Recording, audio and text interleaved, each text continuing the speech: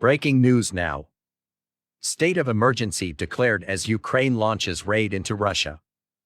A state of emergency has been proclaimed in Russia's Kursk region, as Ukrainian military continue their unusual cross-border invasion for the second day. Alexei Smirnov, the acting regional governor, said that the measure was required to eliminate the consequences of enemy forces coming into the region. Thousands of people have also been evacuated from border regions, according to Mr. Smirnov, who added that physicians from neighboring cities are being called in. Earlier, President Vladimir Putin accused Ukraine of conducting a major provocation after Moscow reported hundreds of soldiers crossing the border near the town of Sudza, 10 kilometers, 6 miles, from the border, on Tuesday morning.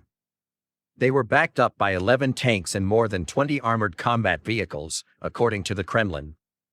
Ukrainian incursions into Russian territory have been relatively infrequent since Russia began its full-scale invasion in February 2022. On Wednesday evening, Ukrainian MP Oleksiy Honcharenko said that the Ukrainian army had taken control of the Sudza gas hub, a significant gas plant engaged in the transportation of natural gas from Russia to the EU via Ukraine, which has continued despite the fighting. It is the only port of entry for Russian gas into the EU. Although the BBC has not corroborated this, Mr. Honcharenko's statement was the first indication of a Ukrainian official's foray into Russian territory. Kyiv has not previously responded to claims of a cross-border assault. According to a White House official, the U.S. had no prior knowledge of the strike and intended to contact the Ukrainian military to learn more about their objectives. Mr. Honcharenko said on Facebook that although he did not know what the plan behind the invasion was, it would demonstrate to Europeans and Americans that Russia can and should be attacked. Our mission is to defeat Russia.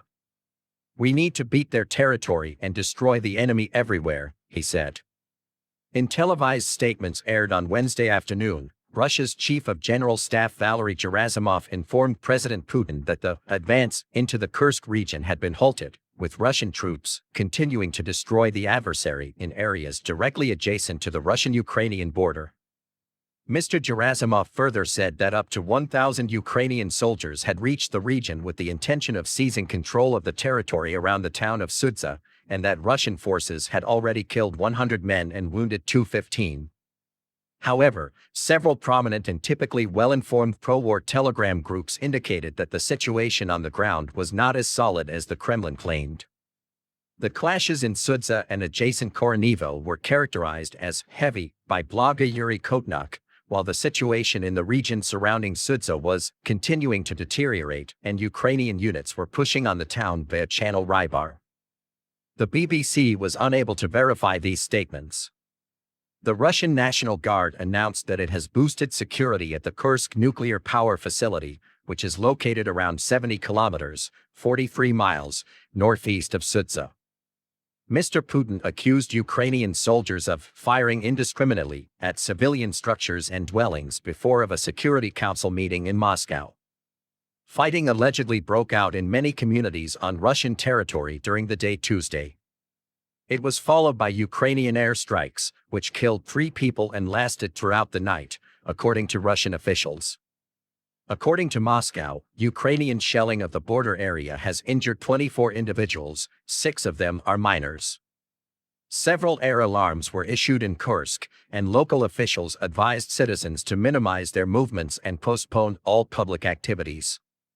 Fighter planes flew low above in the region on Tuesday, according to footage shared online and authenticated by the BBC. Smoke rose from regions on the ground. In the neighboring Belgorod area, Governor Vyacheslav Gladkov issued missile assault warnings throughout the day and reported that numerous persons had been hurt as a result of Ukrainian air attacks. Volodymyr Artyuk, the president of the Ukrainian province of Sumy, issued an order to evacuate the districts bordering Kursk on Wednesday.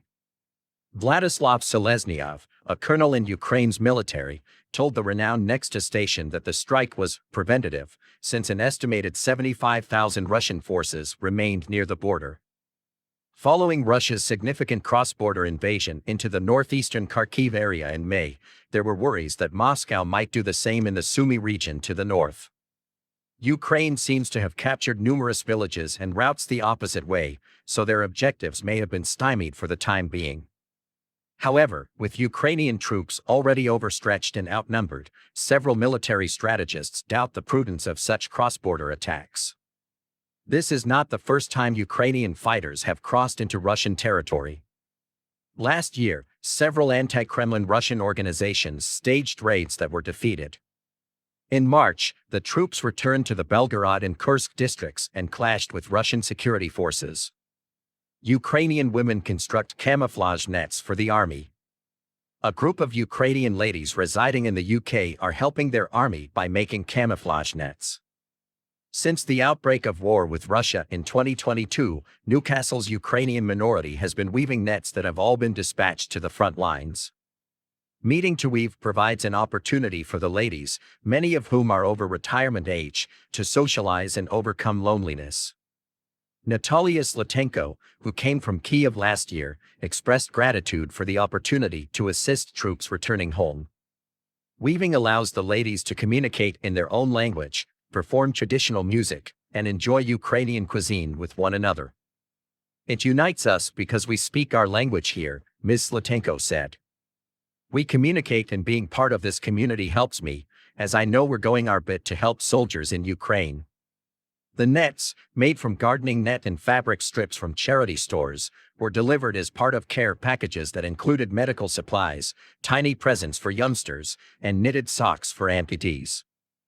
Lizia Born, who helps coordinate the sessions at Newcastle's Polish Center, stressed the significance of the initiative for both women and Ukraine. Everyone is on their own front line, and our front line is here, said Mrs. Born. Being with your people and speaking your own language means that for a second you may switch off from thinking about what's going on back home.